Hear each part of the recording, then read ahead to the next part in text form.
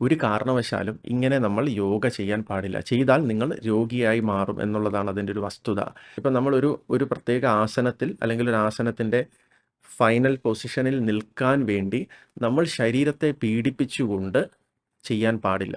പ്രത്യേകിച്ചും സ്പോർട്സ് യോഗ എന്ന് പറഞ്ഞ് ഇപ്പോൾ ഒരു യോഗാസനം ശരിയായ രീതിയിൽ ചെയ്യുന്നതിന് പകരം അതിനെ കൂടുതൽ വിഷമകരമായിട്ട് അല്ലെങ്കിൽ കൂടുതൽ ചലഞ്ചിങ് ആയിട്ട് കോമ്പറ്റീഷൻ്റെ പർപ്പസിന് വേണ്ടി ചെയ്യുമ്പോൾ അവിടെ ഗുണത്തേക്കാളേറെ ദോഷമാണ് സംഭവിക്കുക.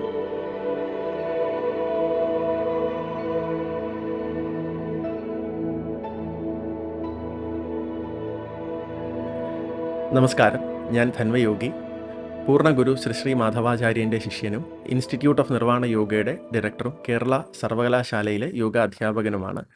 ഇന്ന് നമ്മൾ ചർച്ച ചെയ്യാൻ പോകുന്നത് ഒരു പ്രധാനപ്പെട്ട വിഷയമാണ്. നിങ്ങൾ യോഗ ചെയ്യുന്നവരാണെങ്കിലോ അല്ലെങ്കിൽ ഏതെങ്കിലും ഒരു യോഗ സെൻറ്ററിൽ നിന്ന് യോഗ പഠിക്കുന്നവരാണെങ്കിലോ അല്ലെങ്കിൽ പഠിക്കാൻ ഉദ്ദേശിക്കുന്നവരാണെങ്കിലോ ഈ വീഡിയോ നിർബന്ധമായി കണ്ടിരിക്കുക. ഒരുപാട് സ്ഥലങ്ങളിൽ അല്ലെങ്കിൽ നിങ്ങൾ യൂട്യൂബ് സെർച്ച് ചെയ്യുകയാണെങ്കിൽ ഒരുപാട് വീഡിയോകളിൽ യോഗ ചെയ്യിക്കുന്ന ഒരു വളരെ വികലമായിട്ടുള്ള ഒരു രീതി ശ്രദ്ധയിൽപ്പെടാറുണ്ട്. അതായത് പഠിപ്പിക്കുന്ന യോഗ അധ്യാപകൻ പഠിക്കുന്ന വിദ്യാർത്ഥിയുടെയോ വിദ്യാർത്ഥിനിയുടെയോ ഇപ്പോൾ ശരീരം, ഇപ്പോൾ ഉദാഹരണത്തിന് കാലുകൾ ചവിട്ടി നീക്കി സ്പ്ലിറ്റ് ചെയ്ത് അല്ലെങ്കിൽ ശരീരത്തിൽ സ്പർശിച്ചുകൊണ്ട് അല്ലെങ്കിൽ ശരീരം വളച്ചൊടിച്ച് ഒരു പ്രത്യേക ആസനത്തിൽ നിർത്താൻ വേണ്ടി ശ്രമിക്കുക, അല്ലെങ്കിൽ ശരീരത്തെ പീഡിപ്പിച്ചുകൊണ്ട് യോഗാസനങ്ങൾ പരിശീലിപ്പിക്കുക. ഇപ്പം ശരീരത്തെ ശ്രദ്ധയിൽപ്പെട്ടിട്ടുള്ള ചില കാര്യങ്ങൾ, ഇപ്പം അരക്കെട്ടിൻ്റെ ഭാഗത്ത് പലപ്പോഴും ചിലപ്പോൾ സ്ത്രീകളുടെ ഷോള് കെട്ടിയിട്ട് ചക്രാസനത്തിൽ നിൽക്കാൻ വേണ്ടിയിട്ട് പഠിപ്പിക്കുന്ന അധ്യാപകൻ കൈകൊണ്ട് ഉയർത്തി നിർത്തുക. ഇങ്ങനെ തുടങ്ങി ശരീരത്തെ പീഡിപ്പിക്കുന്ന തരത്തിലുള്ള ഒരുപാട് തരത്തിൽ യോഗ ചെയ്യിക്കുന്നത് ശ്രദ്ധയിൽപ്പെട്ടിട്ടുണ്ട്. ഒരു കാരണവശാലും ഇങ്ങനെ നമ്മൾ യോഗ ചെയ്യാൻ പാടില്ല. ചെയ്താൽ നിങ്ങൾ രോഗിയായി മാറും എന്നുള്ളതാണ് അതിൻ്റെ ഒരു വസ്തുത.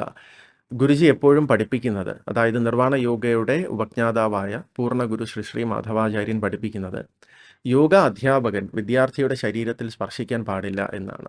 കാരണം യോഗ ചെയ്യേണ്ടത് ചെയ്യുന്ന വ്യക്തിയുടെ കഴിവിനനുസരിച്ച് മാത്രമാണ്. ഇപ്പം ഒരു പ്രത്യേക ആസനത്തിൽ അല്ലെങ്കിൽ ഒരു ആസനത്തിൻ്റെ ഫൈനൽ പൊസിഷനിൽ നിൽക്കാൻ വേണ്ടി നമ്മൾ ശരീരത്തെ പീഡിപ്പിച്ചുകൊണ്ട് ചെയ്യാൻ പാടില്ല.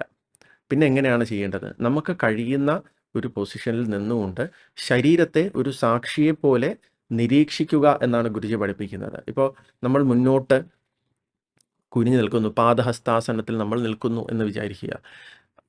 ഒരു തുടക്കക്കാരനെ സംബന്ധിച്ചിടത്തോളം ഒരുപാട് മുന്നോട്ട് ബെൻഡ് ചെയ്യാൻ സാധിക്കണമെന്നില്ല. അപ്പോഴെന്താണ് ചെയ്യേണ്ടത്? നമുക്ക് കഴിയുന്ന പൊസിഷനിൽ ബെൻഡ് ചെയ്ത് നിൽക്കുക. അങ്ങനെ നിന്നുകൊണ്ട് ശരീരത്തെ നിരീക്ഷിക്കുക. ആ പൊസിഷനിൽ നിന്നുകൊണ്ട് ശരീരത്തിലെ അൺവാണ്ടഡ് മസിൽ കോൺട്രാക്ഷൻസ് ഒക്കെ റിലാക്സ് ചെയ്യുക. എന്ന് വെച്ചാൽ നമുക്ക് ഒരു യോഗാസനത്തിൽ നിൽക്കാൻ ആവശ്യമായിട്ടുള്ള ശരീരത്തിലെ പേശികളെ മാത്രം ഉപയോഗപ്പെടുത്തിക്കൊണ്ട് മറ്റ് മസിൽസിനെ റിലാക്സ് ചെയ്യുക. പിന്നെ എന്താണ് ചെയ്യേണ്ടത്? ശരീരത്തിലുണ്ടാവുന്ന സംവേദനകളെ നിരീക്ഷിക്കുക. അങ്ങനെ നമുക്ക് കഴിയുന്നത്ര സമയം നിന്ന് കഴിഞ്ഞതിന് ശേഷം തിരിച്ചു വരിക. അല്ലെങ്കിൽ ഒരു ആസനം ചെയ്യാൻ ഒന്നെങ്കിൽ നമുക്ക് കഴിയുന്നത്രയും സമയം, അല്ലെങ്കിൽ ഒരു ആസനം എത്ര സമയം നിൽക്കാൻ പാടുണ്ടോ അത്രയും സമയം മാത്രം നിന്നിട്ട് ആ പൊസിഷനിൽ നിന്ന് തിരിച്ചു വരിക. പലപ്പോഴും ഇതിന് വിരുദ്ധമായിട്ട് ഒരുപാട് ആൾക്കാർ ഇപ്പോൾ ചെയ്യുന്ന ആളിനെ മുന്നോട്ട് പുഷ് ചെയ്യുക, അല്ലെങ്കിൽ ചെയ്യുന്ന വ്യക്തി തന്നെ ശരീരത്തെ ഒരുപാട് പീഡിപ്പിച്ചുകൊണ്ട് ചെയ്യുക, ഇങ്ങനെയൊക്കെ ചെയ്യുന്നത് ശ്രദ്ധയിൽപ്പെടാറുണ്ട്. അങ്ങനെ ചെയ്തു കഴിഞ്ഞാൽ ഗുണത്തേക്കാളേറെ ദോഷമാണ് സംഭവിക്കുക. നമ്മൾ ഒരു യോഗാസനം ചെയ്യുമ്പോൾ എന്താണ് സംഭവിക്കുന്നത്? ശരീരത്തിൻ്റെ ഫ്ലെക്സിബിലിറ്റി മാത്രമല്ല അവിടെ സംഭവിക്കുന്നത്. പിന്നെന്താണ്? നമ്മൾ ഒരു ആസനം ചെയ്യുമ്പോൾ പ്രത്യേകിച്ച് ശരീരത്തെ നിരീക്ഷിച്ചുകൊണ്ട് ശരിയായ രീതിയിൽ യോഗാസനങ്ങൾ പരിശീലിക്കുമ്പോൾ ആ വ്യക്തിയുടെ പ്രതിരോധശേഷി വർദ്ധിക്കുന്നു, ആന്തരിക അവയവങ്ങളുടെ പ്രവർത്തനക്ഷമത വർദ്ധിക്കുന്നു, ബ്ലഡ് സർക്കുലേഷൻ ഇംപ്രൂവ് ചെയ്യുന്നു തുടങ്ങി ഒരുപാട് ഗുണങ്ങൾ ശാരീരിക തലത്തിൽ സംഭവിക്കുന്നു. ഈ ഗുണങ്ങൾ സംഭവിക്കുന്നതിന് കാരണമായിട്ടുള്ള ഒരുപാട് ഘടകങ്ങൾ നമ്മുടെ സൂക്ഷ്മ ശരീരത്തിലും സംഭവിക്കുകയാണ്. സൂക്ഷ്മ ശരീരത്തിലെ യോഗനാഡികളിൽ ഉണർവ് സംഭവിക്കുകയും അതിലൂടെ ഊർജ പ്രവാഹം വർദ്ധിക്കുകയും അതിൻ്റെ വർധനവുണ്ടാകുമ്പോൾ അതിനനുസരിച്ചുള്ള ശാരീരിക പ്രവർത്തനങ്ങളിൽ കൂടുതൽ ബാലൻസ് ഉണ്ടാവുകയും ചെയ്യും. അതായത് നമ്മളുടെ ശരീരത്തിൽ ഉണ്ടാവുന്ന ഹൈപ്പർ ആക്ടിവിറ്റീസും ഹൈപ്പോ ആക്ടിവിറ്റീസും ഇല്ലാതാക്കി ബാലൻസ്ഡ് ആയിട്ടുള്ള ഒരു പ്രവർത്തനത്തിലേക്ക് ശരീരത്തെ കൊണ്ടുവരികയാണ് ചെയ്യുന്നത്.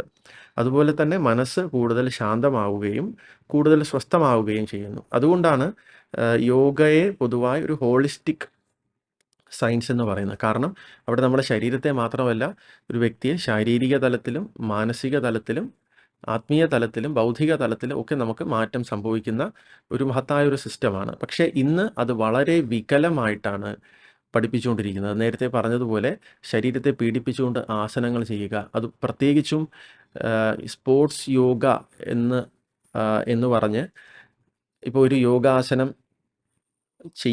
ശരിയായ രീതിയിൽ ചെയ്യുന്നതിന് പകരം അതിനെ കൂടുതൽ വിഷമകരമായിട്ട് അല്ലെങ്കിൽ കൂടുതൽ ചലഞ്ചിങ് ആയിട്ട് കോമ്പറ്റീഷൻ്റെ പർപ്പസിന് വേണ്ടി ചെയ്യുമ്പോൾ അവിടെ ഗുണത്തേക്കാളേറെ ദോഷമാണ് സംഭവിക്കുക. പല ആൾക്കാർക്കും അങ്ങനെ തെറ്റായിട്ട് ചെയ്ത് അഗ്നിവൈകല്യങ്ങൾ പോലുള്ള പ്രശ്നങ്ങൾ ഉണ്ടായിട്ടുണ്ട്. അതായത് നമ്മളുടെ സൂക്ഷ്മ ശരീരവുമായി ബന്ധപ്പെട്ട് നിൽക്കുന്ന 41 അഗ്നികളുണ്ട്. ആ അഗ്നികളിൽ അതിൻ്റെ പ്രവർത്തനങ്ങളിൽ വൈകല്യം സംഭവിക്കുമ്പോൾ അത് നമ്മുടെ സ്ഥൂല ശരീരത്തിൽ എന്തെങ്കിലും തരത്തിലുള്ള രോഗങ്ങളായിട്ട് മാറുകയും അത് പിന്നെ ചികിത്സിച്ചാൽ പോലും ഭേദമാകാത്ത അവസ്ഥയിലേക്ക് പോവുകയും ചെയ്യും. അതുകൊണ്ട് നിങ്ങൾ എപ്പോഴും ശ്രദ്ധിക്കേണ്ടത്, ഗുരുജി എപ്പോഴും പറയാറുള്ളൊരു കാര്യമാണ്, നമ്മൾ യോഗ ചെയ്യുമ്പോൾ ശരീരത്തെ പീഡിപ്പിച്ചുകൊണ്ട് ചെയ്യാതിരിക്കുക. അതുപോലെ പഠിപ്പിക്കുന്ന അധ്യാപകൻ ചെയ്യുന്ന ആളിൻ്റെ ശരീരത്തെ ശരീരത്തെ പുഷ് ചെയ്തുകൊണ്ടോ അല്ലെങ്കിൽ കാലുകളുടെ പുറത്ത് കയറി നിന്നോ അല്ലെങ്കിൽ നട്ടല് ഫോഴ്സ്ഫുള്ളി വളച്ചുകൊണ്ടോ അല്ലെങ്കിൽ ശരീരത്തെ ബലം ഉപയോഗിച്ച് ട്വിസ്റ്റ് ചെയ്തുകൊണ്ടോ ഒന്നും തന്നെ ചെയ്യിക്കാൻ പാടില്ല. പ്രത്യേകിച്ചും പഠിക്കുന്ന ആളിൻ്റെ ശരീരത്തിൽ സ്പർശിക്കാൻ പാടില്ല എന്നാണ് ഗുരുജി പഠിപ്പിക്കുന്നത്. നിർവ്വാണ യോഗയുടെ അധ്യാപക പരിശീലന ക്ലാസ്സുകളിലെല്ലാം, ടീച്ചേഴ്സ് ട്രെയിനിങ് കോഴ്സിലെല്ലാം തന്നെ പ്രധാനമായിട്ടും പറയുന്ന ഒരു കാര്യമാണ് ഗുരുജി പഠിപ്പിക്കുന്നത്. അധ്യാപകൻ വിദ്യാർത്ഥിയുടെ ശരീരത്തിൽ സ്പർശിക്കാൻ പാടില്ല. അങ്ങനെ ചെയ്താൽ ഒരുപാട് ദോഷങ്ങളായിരിക്കും, ഗുണത്തേക്കാളേറെ ദോഷങ്ങളായിരിക്കും സംഭവിക്കുക. അതുകൊണ്ട് ചെയ്യുന്ന വ്യക്തി കഴിവിനനുസരിച്ച് മാത്രം പരിശീലിക്കുക. അങ്ങനെ പരിശീലിച്ച് വരുമ്പോൾ നമ്മൾ ഉദ്ദേശിക്കുന്നതിനെക്കാട്ടിലും വളരെ പെട്ടെന്ന് തന്നെ നമുക്കൊരു യോഗാസനത്തിൻ്റെ ഫൈനൽ പൊസിഷനിലേക്ക് നിൽക്കാൻ നമുക്ക് സാധിക്കും. അത് വളരെ റിലാക്സ്ഡ് ആയിട്ട് നമുക്ക് ചെയ്യാനും സാധിക്കും.